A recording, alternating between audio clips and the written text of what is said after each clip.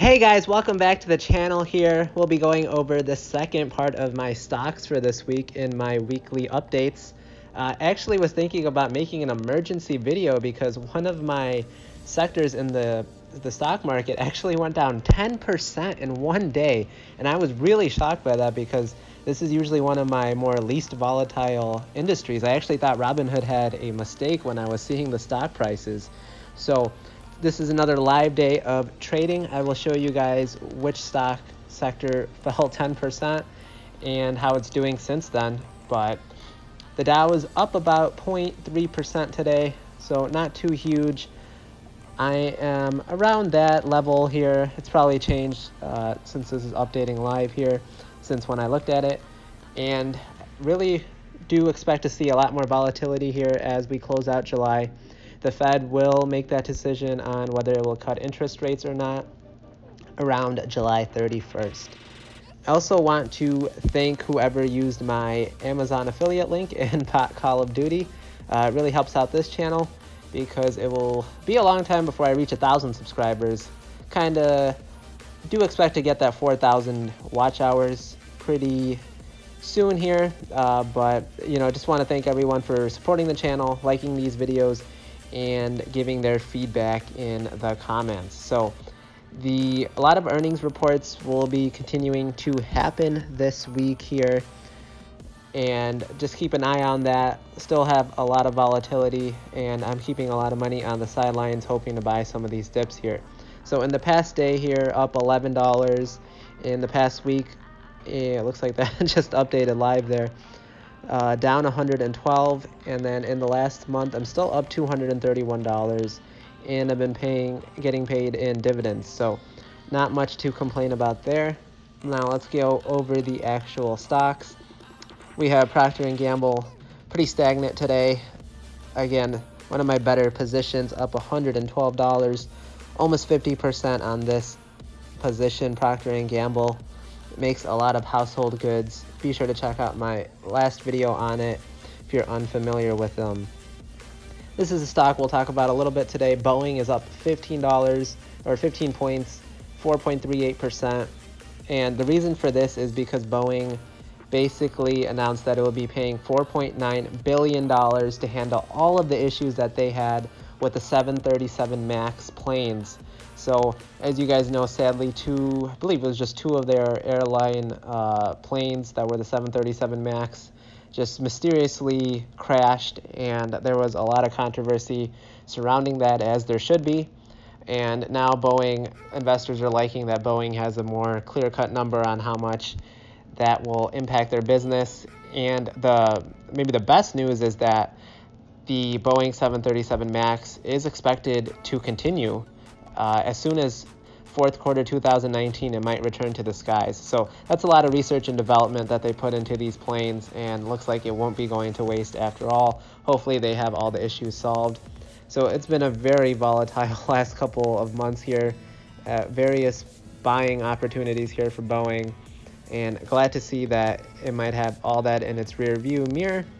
This is a stock that I once was in around the 440 mark, so I was up huge on this position. Still am a little bit here. Definitely a stock that I will continue to hold for the long term. Then we have 3M, big earnings report coming for them next week here on July 25th. So keep an eye on 3M. Of course, it's basically impossible to do as bad as 3M did on its earnings report for Q1, which was the worst one they had in the past 30 years. So 3M here, expect to see that go back up. Southern Utilities Company looks like it's down almost 1% today. Then we have United Health at 257. Also, side note, the Democratic debates, the next ones, have been assigned for July 30th and 31st. So I will be tuning in to hear what they have to say about healthcare, because that will tie into this stock and how it performs. We have JP Morgan at 0.31 down today. They had a pretty solid earnings report from what I remember. Looks like they beat expectations by 7 cents. So good to see JP Morgan Chase doing well. FedEx having pretty good month here, up 2%. it announced earnings. Next one looks like it's in September. Then we have Otter Tails Energy Company there. AbbVie down a little bit today, still paying me that very nice dividend. Probably one of my worst performing stocks here, down 33%. I bought a share at an all-time high and then continue to buy on dips, but the stock just continues to tumble. In the past year here, it's down almost 27%. But good buying opportunity, I think, if this was my first time getting into the stock. We have Pepsi down almost 2% here. Pretty rare to see Pepsi go down. We have Intel. Looks like it's really rebounding from all the troubles it had earlier in the last 3 months. We have Starbucks, pretty rare down day for Starbucks as well. Kind of expect, stock can't always just continue to go up. Then we have Verizon, telecommunications company. Again, these are stocks I don't expect much growth from. They pay pretty nice dividend, make close to $20 billion plus every year, and people aren't buying Verizon because they're expecting them to grow their business. They're really just buying them to continue to collect those dividends every quarter. We have Store Capital, a REIT, real estate investment trust, down about 1% today. We have Apple, just still hovering around over the $200 mark, and it has a huge earnings report coming as well. Apple, I definitely think, will have a ripple effect on how the market does on July 30th. Wow, that's also just the day before the Fed decision is coming. So really expect to see a lot of volatility coming at the end of July. I think it's going to be pretty crazy. And then we have Microsoft up a little bit today here. Microsoft is announcing earnings. It actually looks like it beat their expected earnings. They do a very weird fiscal year calendar, as you can see there. And then we have MPW. The reason why this is down so much, as I mentioned in my last video, is that they are diluting the amount of shares by basically selling a lot more at a cheaper price to raise capital for new hospitals that they plan on buying. So should be short term there. Iron Mountain, I've seen a lot of analysts downgrade this stock. Was hoping to get out of it. Probably should have just cashed in my profits and gotten out of it, but I will be holding on to it and hoping that it eventually goes back up. Then we have ExxonMobil, $75. Pretty stagnant from where it usually is. Chubb Insurance looks like it got hit 1% almost today. Then we have MasterCard. I think I want to buy one more share of MasterCard. Still very bullish on this industry. Made huge returns on this. Definitely think I want to buy one more share. Will be comfortable. It should get me around 7.5% of my portfolio in MasterCard. And then Visa, I think I have another like 5% in there. So that should be a comfortable amount for me to be in this particular sector. And the industry we're going to talk about today that fell significantly was these railroad stocks. Again, I actually thought Robinhood had an error when it said at one point CSX was down nearly 12%. And the reason why CSX had its worst day in the market since 2008 was that it dropped its revenue and guidance it was originally projecting an increase of 1 to 2% for the year, and instead it actually decreased its outlook by 1 to 2%. So that's a pretty big swing. A lot of volatility in the consumer spending with the whole government shutdown that affected the first couple months of this year, and then all these tariff talks have definitely not helped a stock like CSX. Actually, the whole railroad industry was down huge when CSX announced its earnings. As you can see there, it missed them just barely. So this was not just for CSX. It was really the whole railroad industry as well. And there just seems to be a lot weaker demand for coal because natural gas is cheaper right now, so therefore less coal is being transported by CSX. And there's just a slowdown in the transportation industry in general. As you guys saw, my Boeing stock was down for a long period of time. My FedEx stock was down considerably. So lots of pessimistic outlook for CSX. because analysts feel their earnings might slow. And there are a few positives for CSX, and that includes slashing its expenses by 3% year over year. And this was driven by efficiency gains and volume-related savings. And operation ratios had also hit an all-time company record of 57.4% versus 58.6% last year. So for those of you who are not familiar with what an operating ratio is, it's basically taking all of the operating expenses and dividing it by the net sales.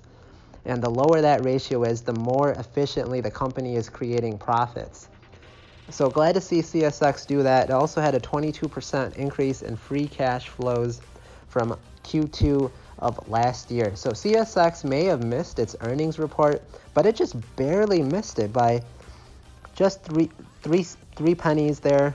And that's really, for me, I don't think that's reason for this stock to have dropped 12% at one point. I just think that's a bit of an oversell. The management of CSX is really in good hands here. In the last 5 years, it's up 128%. If you date back to the last recession over 10 years ago, CSX has actually returned almost 23% year over year since then. That is phenomenal results. This is a company that's really well managed. I think what's really hurting CSX is not internal issues, it's external issues. It's really hard for CSX to control how the whole economy in general is doing. It's one that gets really affected by that. Basically, if people are feeling pessimistic about the markets, and that directly impacts CSX and what it plans on doing. And another reason why I really like CSX is that it's basically is an oligopoly. It's really hard to enter this particular type of railroad business. The cost of building railroads is really expensive, and to lease them and to use them, not to mention all the government regulation that there is to run this type of industry, is not very easy to do. It's not something that people can just open up. And for that reason, that's why I'm comfortable. I'm going to buy another share of CSX stock here. I can sleep well knowing, my money is in their hands. It might be a little hard to sleep next to a railroad tracks. I did that actually for many years in college, but CSX, feeling confident. So I'm going to buy a live order here. So let's do a limit one. Since it's trading for 71.14, let's just try to get a price around there. Want it for the market open 2 more hours for today. So continue there, 1 share.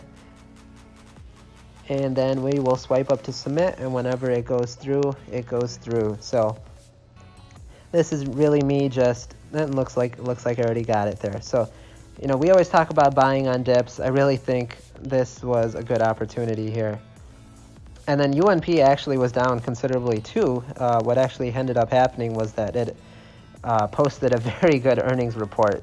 So it's been back up here, back up to what it was before. And just want to say, in all the time I've owned a railroad stock, but I would say about 95% of the time I have been up on the position. So very rare to see that industry do bad, but let's move on here.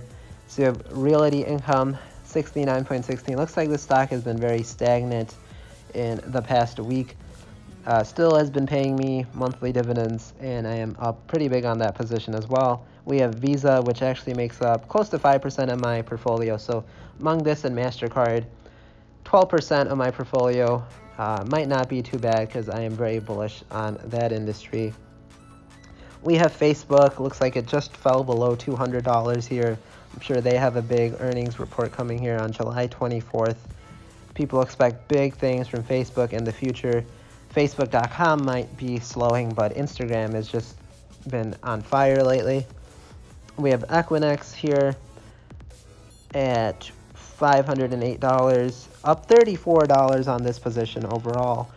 Do want to sneak in another share of this, but again, that would be $1,000 into this stock, which would be close to 10% of my portfolio. But Equinix might be one of those stocks that might be worth doing that. And then we have Disney here. I'm sure they have some big movies coming out in the near future. And up just barely on this position, but I definitely think this is a good one to hold long term at 140. So that's going to be it for the stocks I'll go over today, guys. I am working on another animation video, so if we can maybe try to get this to 15 likes like we did for last week's video, I will try to release that over the weekend. If not, I'll have to release it sometime next week. So I was really shocked when last week's video got 15 likes. I was actually at 14 likes for the longest time, and then somebody finally got it to 15, and then I had to work hard to get that out before the weekend ended. So as always, guys, be sure to leave your feedback, be sure to subscribe to the channel, and hit that thumbs up button.